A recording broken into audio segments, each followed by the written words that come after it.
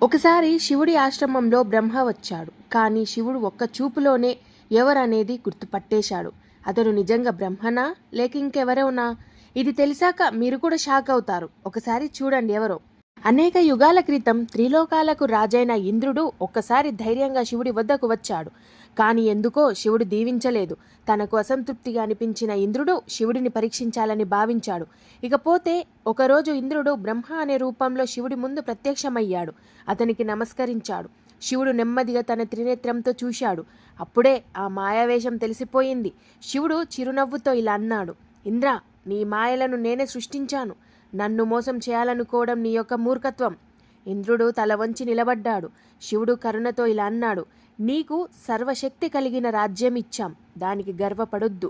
నిజమైన రాజ్యం వినయంతో రావాలి. ఆ రోజు నుంచి ఇంద్రుడు అహంకారాన్ని త్యజించాడు. శివుడి మహిమ ముందు తల వంచాడు.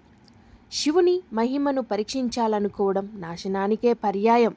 వీడియో నచ్చిందా? నచ్చినట్లయితే లైక్ చేసి షేర్ చేయండి. ఇలాంటి మంచి మంచి శివలీలల కోసము మా యొక్క ఛానల్ని సబ్స్క్రైబ్ చేసుకోండి. ఓం నమః శివాయ. హర హర మహాదేవ. శంభో శంకర.